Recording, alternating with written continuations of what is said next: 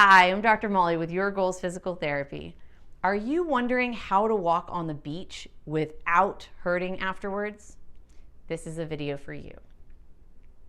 So let's talk about a few strategies that you can do right now. Let's say your trip is coming up this weekend and you just need to know what to do so that you're not laid up on the couch for 2 days or whatever afterwards because your foot, your knee, or your hip are just killing you.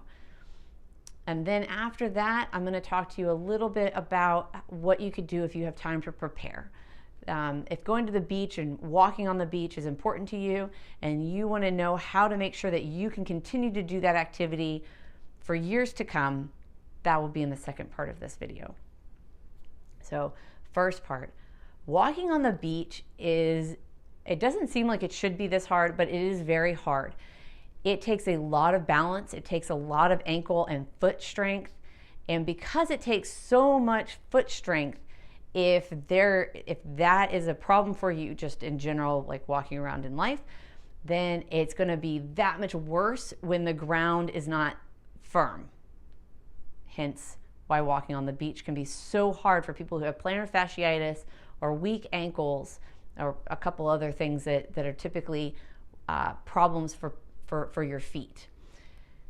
When it's hard on your feet to stay stable, it adds extra stress to your knees. So for some people, they don't notice that they have anything wrong with their feet, but their knees kill them. It'll swell up, it'll be achy after you walk on the beach. It might even hurt while you're doing it and make the activity just not even fun. Who wants to walk anywhere if it's going to hurt your knees? And that kind of plays into what happens at the hip also. If your hip is weak and it's having to do so much extra work because the ground is soft and it's just not and it's just having to do that much more work, it starts to ache a lot more. The nice thing about sand is that it is forgiving. So typically when you're walking on the beach, your pain is not coming from the pounding like it would if you were walking on cement. So if you're walking on pavement and your knees, hip, and ankles hurt, it's normally from more of that pounding forces that are happening.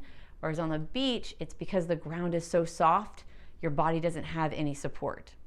So that's a little bit about why walking on the beach can be so difficult for a lot of people. But there are other things to consider. If you're going to walk on the beach, at least in Galveston, you typically have stairs that you have to go down that are relatively steep too. They're not short steps. They're pretty big steps. Then you have where you have the loose sand. I would call it white sand. It's just relatively white because of course it's Galveston. But that loose sand, which really your foot has no stability on that. You're just going all over the place, slipping and sliding. And then finally you've arrived at where the water meets the sand, and that is like the firm sand, which is where you should stay. It is the easiest to walk along that area. So you're going to collect seashells, you're going to take photos, walk your dog, then it should be right along where the water is hitting that sand so that it's nice and firm for you.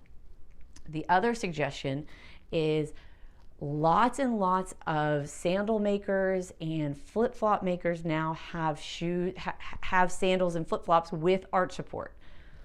So that is going to be a major help. If you don't mind walking on the beach in sandals or flip-flops, then invest in a nice pair of them that have arch support. Again, that can be a lifesaver for your feet, for your knees, and your hips. Other things that you can do if, right now this trip is right here and I just got to go, is limit the distance, take rest breaks. You don't have to power walk. Going slower can be easier on everything. So those are kind of the tips, right? So walk on the firmer sand, find shoes that have arch supports that you don't mind getting wet, but that have the arch support, and shorten the distance, take breaks. Those will all help make at least the recovery time after your beach trip a little bit more enjoyable, a little less strenuous. Now, if you have time to prepare for this beach trip, or this is something that is part of your daily routine and you just want it to become more comfortable, or maybe it's not daily routine, but anyway, if it's part of your routine, things that you like to go do and you don't want to give up walking on the beach and you have time to prepare, here are some suggestions. Start a stretching program.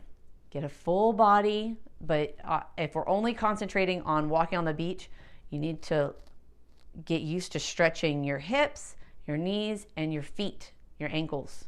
Very important, keeping all of them nice and flexible. Because again, as I was talking about it, there's all that slipping and sliding and things move a whole lot when you're walking down the beach. You know, the water takes some of the sand away. If you have to walk on the soft sand, that's a lot of flexibility that your ankle specifically has to have. So making sure that they're nice and flexible. A strengthening program. Being able to do just general good strengthening for your legs. You want to, and don't leave anything out. You need to make sure that your ankles are getting stronger, your knees are getting stronger, and your hips are getting stronger. All very important. They work a whole lot together when you're walking on the beach. So what that could look like is maybe you're picking up Pilates, or maybe if you like lifting weights, squats, lunges. All of these things are amazing for your whole body, and they help balance out. Things like lunges and squats use all of your lower body together. Very similarly,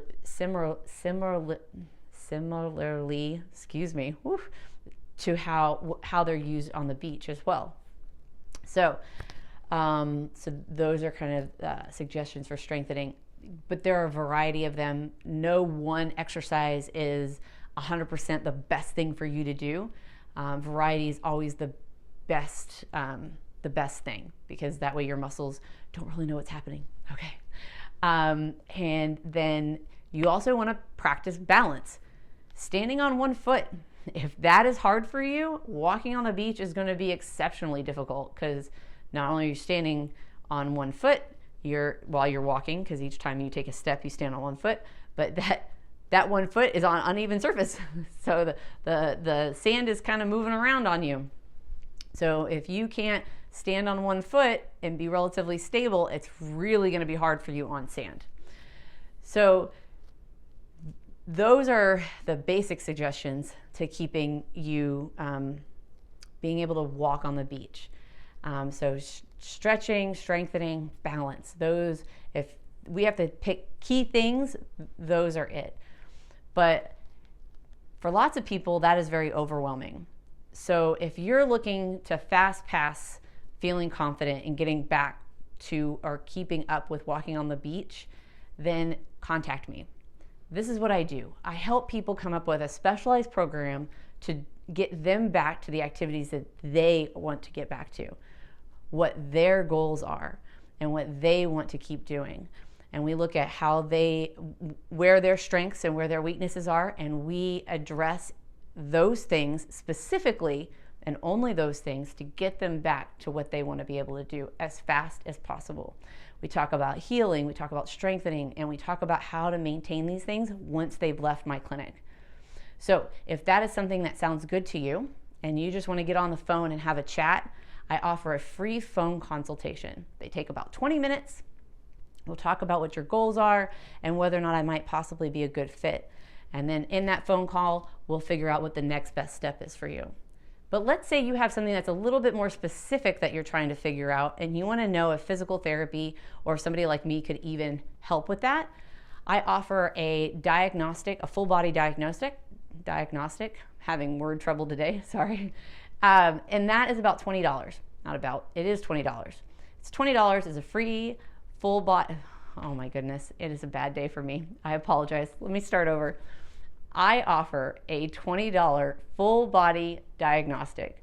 So if you're having a specific situation or a specific injury or a specific task that you're trying to get back to, and you're trying to figure out if physical therapy could even help, you could come in. We'll spend 20, 30 minutes doing a full body screen. So I'll watch you move and give you the information that I get from how I have you move and the different activities that we run through, and let you know if I can help, and if I can, what that would look like moving forward.